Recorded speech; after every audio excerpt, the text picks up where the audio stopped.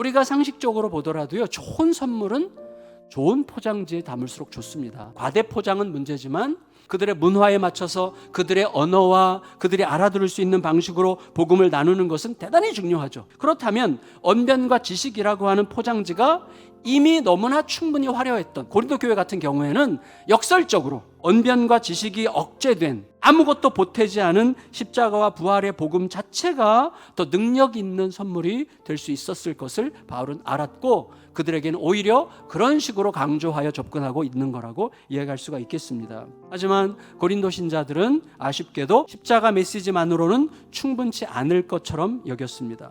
그래서 그들은 광채나는 수사학을 높이 평가했고, 통달한 것 같은 엄청난 언변을 굉장히 높이 평가했고, 그것이 훨씬 더 복음을 효과적으로 어필할 수 있게 할 것이라고 확신했습니다. 여러분, 복음을 더 잘 전하려고 지식을 지나치게 중요하게 생각하다 보니까 오히려 복음의 진정성을 훼손시키는 분열이 생긴 거죠. 그 결과 뭐예요? 세상은 교회가 전하는 복음을 과연 믿을 수 있겠는가라고 의심할 수밖에 없죠. 왜? 예수님께서 기도하셨어요? 세상이 교회를 통하여 복음이 진짜 나에게 의미 있다라고 그들이 이해할 수 있는 유일한 길은 뭐예요? 교회 하나됨이에요. 왜?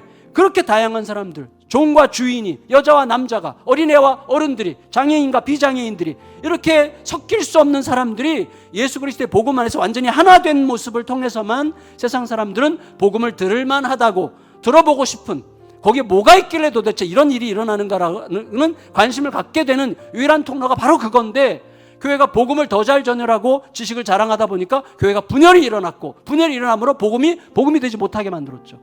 그러니까 무엇을 더 보태야만 될 것 같은 모든 언변과 지식을 십자가와 부활의 능력 아래 굴복시킬 생각이 없는 한 복음을 더 유능하게 만들려는 시도가 오히려 복음을 흐리게 할 수 있는 것이죠. 바울은 복음에 무엇을 더해야만 제대로 전할 것처럼 생각하는, 그래서 복음의 능력을 의심하고 사람의 지식을 더 신뢰하는 은밀함을 경계했습니다. 그래서 고린도후서 2장 17절에서 이렇게 말했어요. 우리는 수많은 사람들처럼 하나님 말씀을 혼잡하게 하지 않고 곧 순전함으로 하나님께 받은 것 같이 하나님 앞에서 그리스도 안에서 말합니다. 우리는 어떻습니까? 십자가와 부활의 복음으로 충분하다고 생각합니까?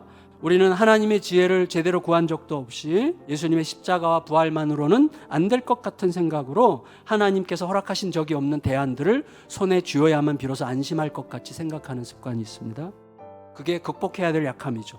바울은 마음을 정했습니다. 그래서 복음을 전할 때 말주변 없는 자기 자신을 한탄하지 않았고 잘 보이려고 애쓰지도 않았어요. 오직 성령만 의지하여 전하기로 결정했습니다. 이유는 성령만 의지해야 내가 좀 더 능력 있는 사람처럼 보일까 봐 그래서였던 게 아니고, 오직 내 믿음이 하나님의 능력으로 주어지는 선물이라고 하는 사실을 내 자신에게 계속 설득하기 위해서, 그리고 신자들이 잊지 않기를 바라서 그렇게 했다는 거예요. 여러분, 그렇게 해야만 복음에 대한 사람들의 설득력이 부족할 때도, 또 내 믿음이 너무나 초라하게 느껴질 때도 그 모든 것들을 넘어서 일하시는 하나님의 능력 안에 여전히 머물러 있을 수 있습니다. 우리의 가장 큰 약점은 뭔지 아세요? 하나님의 능력이 내 감정에 매달려 있다고 생각하는 거예요.